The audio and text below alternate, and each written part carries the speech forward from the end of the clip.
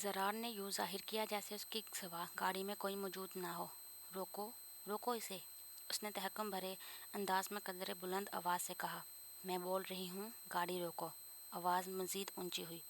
पहले तुमने खुद मेरी गाड़ी के आगे छलांग लगाई और अब जब मैं तुम्हें लिफ्ट दे रहा हूँ तो कह रही हो गाड़ी रोको। गाड़ी साइड पर लगाते ज़रार एहसान जताने वाले अंदाज में बोलता नीचे उतर गया। उसके कहने पर अंजर को गाड़ी देखते बीच सड़क खड़े होना फिर गाड़ी से टकराना याद आया। क्या मैंने कहा था कि मुझे लिफ्ट चाहिए? गाड़ी से निकलकर उसके सामने आती अंजर बोली जो डिग्गी से टेक लगाए खड़ा था।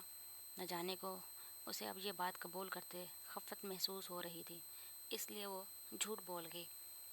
उसकी बात पर ज़रार ने अंजर को घूर कर देखा। क्या ऐसे क्या देख रहे हो? सही तो बोल रही हूँ। लगता है गिरने के बायस तुम्हारा सर कुछ ज़्यादा ही ज़ोर से नीचे लगा है, उसने लतीफ़ सा तंज़ किया। उसके मजाक उड़ाने पर अंजर को अपने जिस्म में होते हल्के हल्के दर्द का एहसास हुआ। तुम देख कर नहीं चला सकते थे? इतनी चोट लग गई, अगर मुझे कुछ हो जाता तो? अपने ज़ख्मी बाजुओं को देखते उसने गुस्से से शिकवा किया। तो तुम्हें किसने कहा था किसी बला की तरह बीच रास्ते में खड़ी हो जाओ? वो तो सरासर अपनी गलती को नज़रअंदाज करती इस पर इल्ज़ाम आयद कर रही थी। इसके बला कहने पर वो हैरानी से उसे देखते कुछ बोलने लगी कि वो मज़ीद बोला, मेरे पास वक्त नहीं है, काफ़ी रात हो रही है। अब अगर तुमने मेरे साथ नहीं जाना तो क्या मैं जाऊँ? क्या टाइम हुआ है? गाड़ी की जर्द रोशनी में उसके मदम नज़र आते चेहरे को देख कर पूछा। देखने में तो वो शख्स माकूल मालूम हो रहा था। 9:30 बज रहे हैं। वो हाथ में बंधी सिल्वर डायल वाली घड़ी को देखते हनूस टेक लगाए खड़ा बोला। हाय अल्लाह! उसके हाथ बेख्तियार अपने होंठों पर गए। अब क्या होगा? मैं तो गई। वो परेशानी से पेशानी पर हाथ रखे इधर से उधर चक्कर लगाने लगी। अब उसे घर वालों का ख्याल सताने लगा। क्या हो गया है? आराम से एक जगह खड़ी हो। उसे घड़ी की सुई की तरह इधर से उधर चक्कर लगाते देख ज़रार झंझलाया। नहीं, सुकून से खड़ी हो सकती। मुझे घर से बाहर इतना वक्त हो गया, सबको पता लग गया होगा। पता नहीं सब क्या सोच रहे होंगे। वो आखिर में खुद से बोलने लगी। मतलब घर वालों का कुछ तो डर मौजूद है। उसे देखते ज़रार ने सोचा, जो सच है वो कह देना। उसने मुफ्त मशवरा दिया। तुम्हें लगता है कि मुझे सही सलामत देकर कोई इस बात पर ठहरेगा कि एक्सीडेंट हुआ था? बच्ची को कुछ ना कहें। वो तेज़ तेज़ बोलती उसे अपना मसला बताने लगी। तुमने मुझे टक्कर क्यों मारी? मैं घर जा ही रही थी, अब तक तो पहुंच भी जाना था। अंजर ने हर चीज़ का इल्ज़ाम एक मरतबा फिर ज़रार को दिया। या अल्लाह, सब्र से आसमान को देखते उसने आहिस्ता से कहा।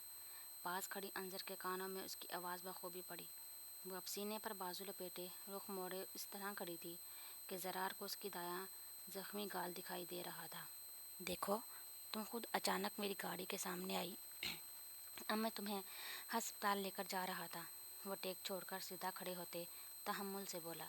लेकिन जैसे ही तुम बिल्कुल ठीक नज़र आ रही हो, आओ मैं तुम्हें घर छोड़ दूँ। ज़रार का इशारा उसके यूं लड़ने पर था। अंजर को हनूस खामोशी से रुख मोड़े देखकर वो कंधे उचकाते बोलता हुआ गाड़ी की तरफ बढ़ा। ठीक है, जैसे तुम्हारी मर्ज़ी। ज़रार ने उसे छोड़कर जाने की अदाकारी की, वरना आधी रात तो इस लड़की ने यूं ही बहसों मुबाहसे में गुजार देनी थी। उसको जाता देख अंजर को समझना ही कि क्या करे, उस पर यकीन करे या नहीं, उसके साथ जाए या नहीं। उसने इर्द गिर्द का जायज़ा लिया। दूर दूर तक किसी ज़ीरो का कोई नामो निशान ना था। हर चीज़ को गहरी होती स्याही ने अपनी लपेट में ले लिया था। उसे खौफ महसूस हुआ। वैसे अगर इस शख्स के इरादे ठीक ना होते तो ये मुझे यूं छोड़ के ना जाता। देखने में भी शरीफ लग रहा है। उसने क्या सराइयाँ करते खुद को तसल्ली दी। एक निगाह उस शख्स की तरफ डाली जो गाड़ी का दरवाज़ा खोलते अंदर बैठ रहा था।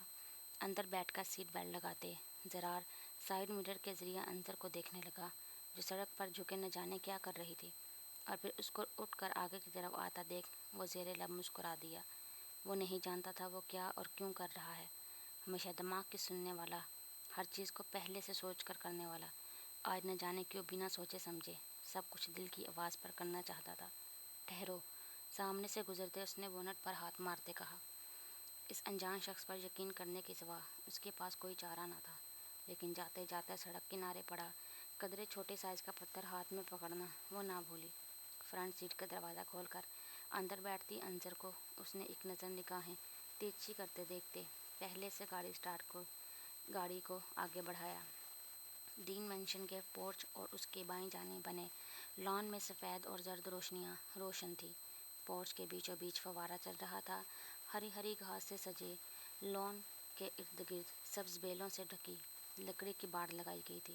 لان میں لگے طرح طرح کے پھول اور پودوں کی کانٹ چھانٹ سے لگ رہا تھا کہ گھر کے اس حصے پر کافی توجہ دی جاتی ہے۔ ایک کونے میں 2 سفید بینچ پڑے تھے، جن میں سے ایک پر سمن اور صالحہ تائی بیٹھی ہوئی تھی۔